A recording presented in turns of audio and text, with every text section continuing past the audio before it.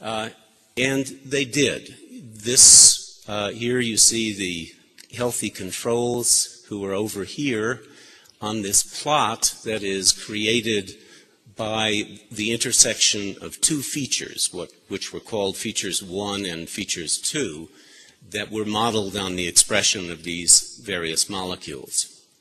And the patient group is separated perfectly. Of course, there are confidence intervals around this separation by this group of molecules analyzed in this way.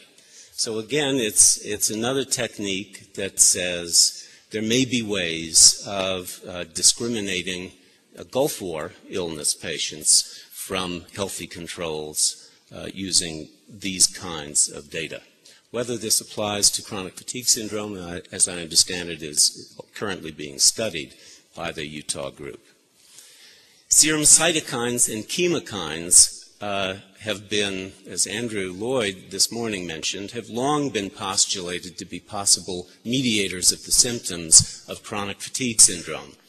As with Broderick, Lombardi et al. From here measured multiple cytokines and chemokines simultaneously and then used other statistical methods, something called random forest technique, to extract predictive information from all of the data. They found that 5 molecules distinguished CFS from healthy controls with 94% sensitivity. That is, they failed to diagnose properly 6% of the CFS cases, and with 94% specificity, meaning that they falsely called the healthy controls, quote, CFS, only 6% of the time.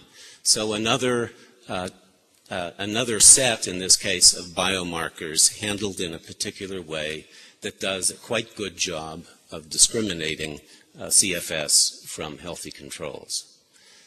Dr. Booth discussed an assay that I had not heard of before for mitochondrial function. Several molecules measured, summed to give you what is called a mitochondrial energy score. This is a way, as I understand it, with sampling plasma to assess mitochondrial function summatively throughout the body, or possibly just in peripheral white cells.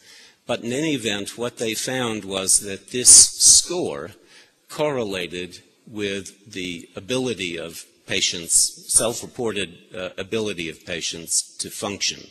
That the lower the score was on this axis, the lower the reported ability.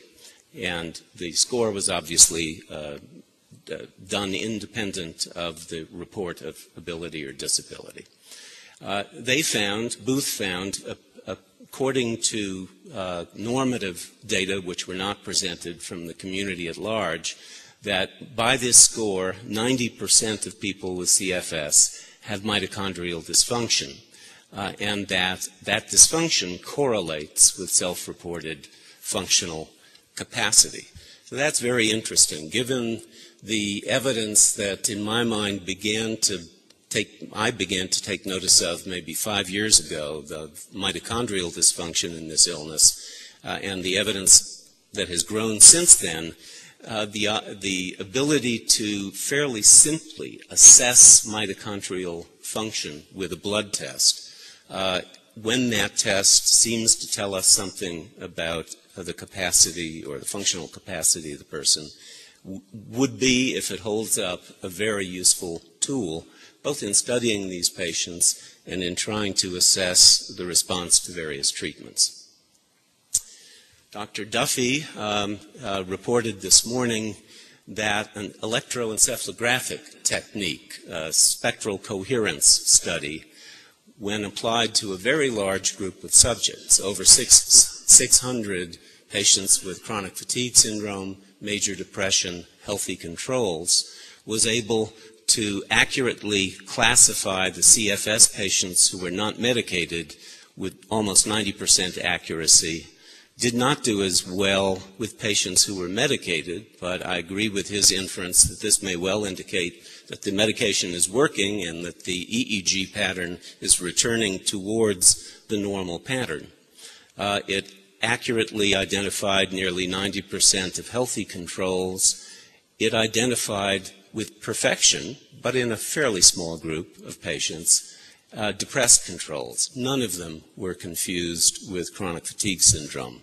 They had a clearly, distinctively different appearance on objective electroencephalographic data.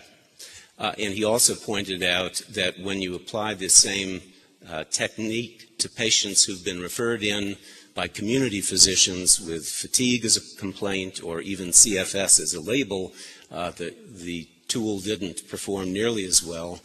Most likely, you can't say this for sure, but most likely because the diagnosis of CFS, when made, was not made accurately by the community physicians. Post-infectious fatigue, there are reports in the literature of a phenomenon of post-infectious fatigue going back 70, 80 years. But in my mind, the problem with all of those reports is that virtually all of them were studies that began retrospective, that began after the phenomenon had occurred. And the Dubbo study that Andrew Lloyd and his colleagues, with involvement and support of the CDC, conducted and published in 2006, really, in my mind, for the first time, prospectively, definitively validated the existence of a syndrome of post-infectious fatigue, at least with regards to 3 particular infectious agents. That was very useful, and much useful information has followed from that. Prior to that study, John Carr and his colleagues reported in a small number of subjects with acute symptomatic parvovirus infection, B19, a state of chronic fatigue syndrome occurring in about 13% of those subjects, which is remarkably close to the 11% that Andrew found in the 3 infectious agent groups in Dubbo. That they were clinically indistinguishable from idiopathic CFS seen in that community clinically, and that they were, most of them, viremic at follow-up. This is quite different from Andrew's report at this meeting that, at least with regards to Q fever and probably EBV, and I'm not sure about Ross River virus, actually, there was no evidence of a persistent infectious agent at an unusual level in the post-infectious fatigue syndrome patients months after the acute illness. But in B19, there was, in this report, and that the post-infectious fatigue syndrome in this report was associated with raised circulating levels of interferon gamma and TNF-alpha. So what about infectious agents? There was not a lot of papers on infectious agents at this meeting. To me, one of the most interesting, because it represents an entirely new way of looking for infectious agents, was the use of the microarray technology, the gene expression technology that we've already heard examples of how mammalian cells or human cell gene expression is studied using this technology. But of course, viruses also have messages that can be identified, messenger RNAs that can be identified in a similar kind of assay. And the group here at Whittemore-Peterson Institute has begun to screen for, as I understood it, virtually all mammalian viruses in patients, in a very special subset of patients with CFS, those with this T-cell receptor gene rearrangement. And it's starting to pick up some interesting information. Lots of expression of endogenous retroviruses, but also in controls, probably not pertinent. But EBV and CMV in particular seem to be expressed at greater levels in the patients than in the control subjects. That is particularly interesting given that all of them had TCR gene rearrangements and at least reasonable evidence that EBV may be a player there.